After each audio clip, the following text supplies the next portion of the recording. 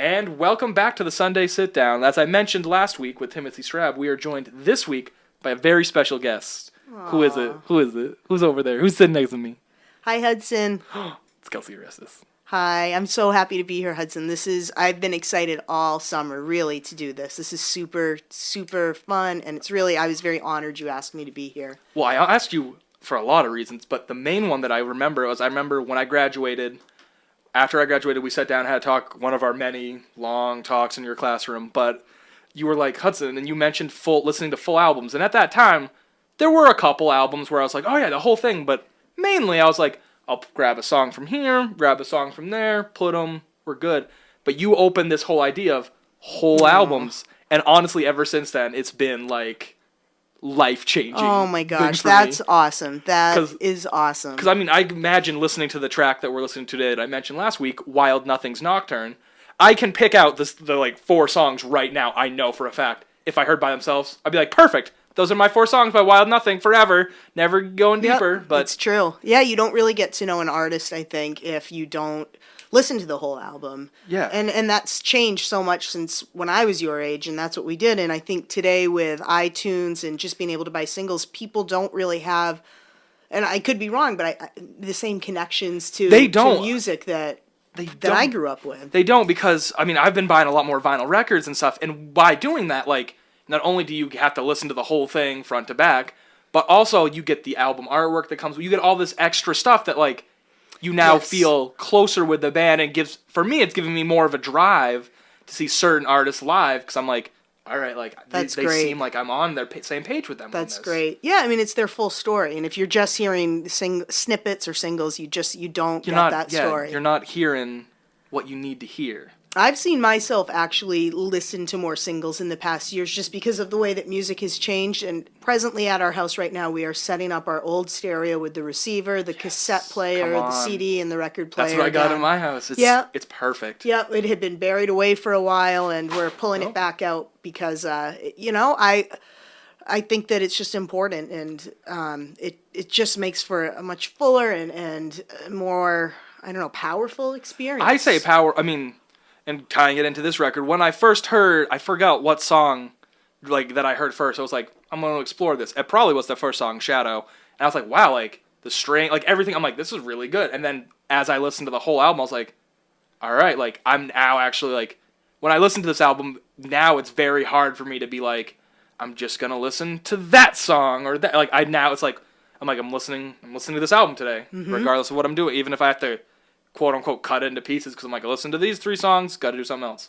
These 3, it just works. Do you think it takes patience to kind of shift that gear, your mindset of listening to singles and going to albums? It was when I first did it, because I remember the first 2 albums I did it with Edwin Sharp's Here, his second album, and Grace Potter, I don't know what number it is, I think with her second with the Nocturnals. She went to my college, by the way. Oh, look at you. See, look, just there's there's more reasons why we're musically connected. Yes. Like, although I didn't know her, but still, that's my little claim to fame. You can claim that. Yeah. Own it. I met Seth Rogen. I own that every day. I'm like, I met him. You did? Oh, I didn't tell you? Well, quick aside. Okay. Yeah, no, when the interview was coming out, he did a thing in Boston where it was like, hey, come see my movie and you can come meet me and stuff. So my friend Marcus, like, was going around and, like, no one could go that day, and of course I had a student job during the day, so at night I can do whatever. And he's like, and I didn't have classes at next Friday, so it was a Thursday. He goes, Hudson, would you want to come see the interview with me? I'm like, of course. I'm like, I didn't know where they're having preceding. He's like, oh yeah, and we're gonna meet Seth Rogen. So I got to hug Seth Rogen twice, drink Guinness with him, which he was like being really weird about, and then I drank some wine. We watched this movie and talked about it. Wow, it was really cool. Is he a nice guy? People say don't meet your heroes. I'm gonna say that's a lie. Oh, just that's great. Cuddly and warm and super. I was just like, I love you, dude. But yeah, all right. Well, we're gonna hop right into it after that. So here it is, Wild Nothing by Nocturne. We'll be back at the end to kind of mention our favorite tracks, what we thought of the album, and all that great stuff. All right, guys. See you soon. And that was Nocturne by Wild Nothing. So what did you think? So I like it. It reminds me a lot of what I grew up with. That synthesizer, kind of ethereal voice is very much what I grew up with. I was a teenager in the 80s, late 80s, and I listened to a lot of alternative music. So Depeche Mode, The Cure, The Smiths, New Order, and I kept feeling like there was something I was connecting with this album that reminded me of when I was in high school. And then when you and I just sat and listened to it here in the studio, which was actually really fun. We had some great conversations. That's the way we're going to do it probably from now on. Yeah. Like, that's an amazing way to do it. That was really fun. And I realized his voice reminds me so much of the lead singer of New Order. So, and I had said to you, listen to New Order's Substance is the album to listen to, but his voice reminds me a lot of that. So I feel a connection. I can connect to it. I like the instrumentation. Yeah. He's got a lot of different stuff happening in the songs. Going on, yeah. It's like dream pop thing, which we both looked up. The main thing about dream pop is the wall of sound, is what they kind of wall of sound and breathy vocals apparently are like the dream pop kind of like go-tos. Yep. Like, but yeah. Yeah, I think I had never heard of the term dream pop until today. Yeah. But I definitely know the sound. And it's just interesting how I was reading a review on Pitchfork as we were sitting here, and it said that this album is really lovely to listen to. It is. And it is, because it has that ethereal kind of, I don't know, you kind of feel like it takes you away a little bit. But at the same time, some of the lyrics are really dark. And that was interesting to me because the first song, Shadow, I said, gosh, that's my favorite. I really like it. And then I read the lyrics and thought about them, and they're really dark, but the feeling of it isn't. So it's a lot of songs are doing that now, which I really like. And like a band I told you about, probably going to be crucified for saying this band, Nightbed's album, Ivy Wild. I'm putting it out on the table. I love it. Good album. But his kind of same thing. There's certain songs on there where you can tell he goes dark, but a lot of them are super just poppy and like upbeat, and you're like, you wouldn't be like, that's a dark song. But then when you listen to the lyrics, you're like, wow, like he was actually working through something like during the song process. Like, but yeah. I think that sometimes with music that you connect with the sound. I mean, I might have a song that I've loved for 20 years and I've never really fully understood the whole meaning behind what they're saying, but there's just something about the feel of the song and the sound of it that can make its own meaning for you or take you to its own place. I think there was a quote, I don't know who it's attributed to, but it's when you're happy, you listen to the sound, you listen to what the music is. When you're sad, you listen to the lyrics. That's why a lot of sad songs, their lyrics are actually more, I'm going to say beautifully written probably than like, because there are a lot of songs where I'm like, oh, I love that song, also, but when I'm sad, I'm not going to, like, that's not the go-to song. Like, there's a whole other genre, like, not genre, but like whole other songs where I'm like, I know why I listen to these now. Like, I listen to these because it kind of makes me, I'm like, oh, yeah, that it takes me to that place and stuff. But yeah. That's really interesting that you said that. I've never thought of that before, but it's so true. Yeah. My favorite band of all time is Fish. They are deeply embedded in my heart. And so many of their lyrics are completely nonsensical. And I remember once someone said, explain to me how you can like this band so much when their lyrics don't even make any sense. And it was the instrumentation. It was just the music behind the words. And it would take me to this place where I was really happy. Yeah. And the lyrics didn't even matter because just that feeling of the music. And it was a real feeling of joy. So that's interesting that you said that.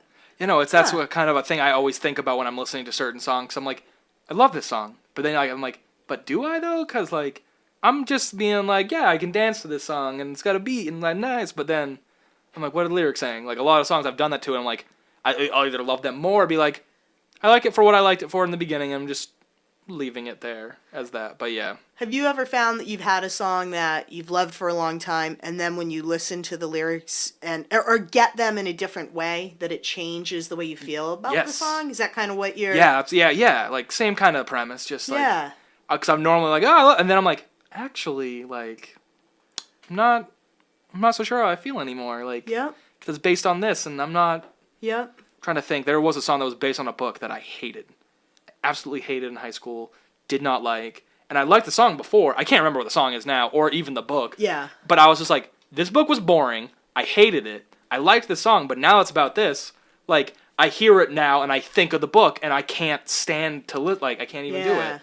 I think it's interesting. I think with music, the longer you connect with something, you do go through different phases of how you interpret it or understand it, or how you connect with it. But even with this album, the first time I heard it, I thought, this is good. It's good indie kind of college pop. I like it. The second time I heard it, I started connecting a little bit to a few of the songs. And then when we just listened to it this time, I was getting it at a whole another place than the previous two times. Like, I'm starting to make, I don't know, more connections with it. When we were just listening to it, the song Paradise, when that first opened up, and you were telling me they play like a short version of it. There is I think there's a single version of it, or people have kind of taken it, because it does loop, where you can easily, like, he'll have his vocals, and then there's, I think, in the middle, there's technically a middle part where you only really hear synths, like, but very low, and you hear more bird sounds and kind of like a beach setting. Mm-hmm. So you're like, oh, okay, like, I'm hearing that. But people have cut it, so it's just kind of, you hear where it does break down for a minute, and then it instantly picks right back up. But I like it much better. And then in the music video, which, if you're going to watch any of his music videos, they're awesome. But this is one I really connect with, because it's kind of like home video shot of, I think, him and his maybe at the time girlfriend or even wife. And it's just, like, really great and, like, cool. And then in the middle, during that breakdown, she says, I forget what the poem is, but she, like, does, like, a little poem. And, like, it perfectly, like, fits in right with, almost like, wow, like, I really, really like this. But I'm with you. My favorite song is Paradise. Yeah. By far. Yeah, I think when we started, I said, I think it's Shadow, but then this time listening to it, it shifted. Because I was hearing things in Paradise that I hadn't heard the first couple of times I listened to the album. Yeah, same here with me with Only Heather, of course, because I've said it once, I'll say it again. I love pop songs. They're amazing. Yes, to more pop songs. But, like, so I heard that, and I was like, yeah, like, that's the song I like. But the more I listen to this album, the deeper I go, I'm like, yeah, no, actually, like, Paradise is easily the winner for me. Yeah, I like the instrumentation a lot on it. And as I had told you, the New Order reference, that's the song where I said, oh, okay, this guy sounds just like New Order. And for me, that was a familiar thing. But what was funny when it first started, the first couple opening chords, I said, wait a minute, that's Time After Time by Cyndi Lauper. And then it completely wasn't at all. But really just the opening first 5 seconds. The synths, It's funny. So, everything is influenced by something and builds off something. Exactly. You can tell everything comes from someplace. The only other thing I really got to say is the only song that kind of feels out of place, I'm going to say, is The Blue Dress. And not because I don't like it, but it's just something. But then I also wrote, I'm like, I don't like it, but isn't that probably the point? Because if you're doing dream pop, it's supposed to take you on this experience. At some point, there should be something you feel uncomfortable about, like in a dream, like where you're like that, like only as you wake up, or maybe even in the dream, you're like, I don't like this. This is uncomfortable. Like nothing's wrong, but I can tell something's off. So I think that was the main. I mean, that's probably his point, but besides that, yeah, no. What made you pick this album? For you, I knew 80s was, like, a big connection with us, like, with movies. Yes, everything about the 80s, like, if there's a person I need to go to, it's you most of the time. You were awesome. Even Jonathan, honestly. That's because awesome. I'm like, both of you, like, just get it. So, I mean, Socrates. That was... Yeah. As soon as you said Socrates in class one time, I was like... I remember me and Matt Kafori were like, she knows about it. Like, so we were instantly, we're like, she's cool. Bill and Ted's Excellent Adventure. Just in case. Yeah, just in case you know Socrates. But yeah, that's it for me. That's it for my stuff. Anything else you want to say? This is just a really neat experience. Thank you for inviting me. All right. So, well, I'm glad that you liked being here, because the next time you come on, I'm listening to an album that you chose for me. So what album did you choose for me? I chose for you actually an album from the 80s. And it's funny because I don't necessarily listen to a lot of 80s stuff anymore, but it definitely has influenced who I am, and definitely the way I grew up. So I chose for you an album by Camper Van Beethoven called Our Beloved Revolutionary Sweetheart.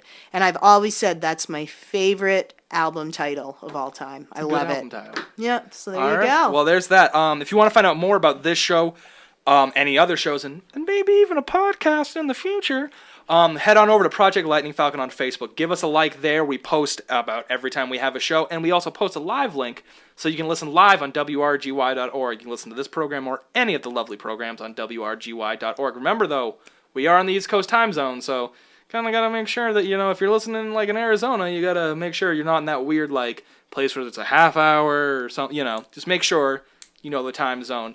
Head on over to Pro Lightning Falcon on Twitter. Follow us there. We post about the show 30 minutes before it airs. And once again, live links so you can listen to this show or any show live. Want to thank you again, Miss Orestes, or Kelsey, as you told me to call you a couple weeks ago, for coming onto the show. Well, I'll break it. I'll break of it. But how old are you now? I'm 22, 23 next week. Wow. Hudson was in my first 8th grade class. The best class, the only class she needed. I think the first time we ever connected on pop culture was Chocolate Rain. Oh my God, yeah. If anyone knows, then the Darth Vader version of it. Oh my God, yeah. I liked the white guy version where he's like, basketball, laundry, hurricane, snow. And it was just like, what? People are like, what are you talking about? Yeah, people are like, why are they going to this weird place now? But yeah, all right. So next time we are joined by Kelsey, we will be listening to Camper Van Beethoven. Awesome. Thank you, Hudson. Not a problem. And next week, I mentioned it, we're going to have a special guest. You might not know who it is. It might be someone that lives in my very house. All right, bye!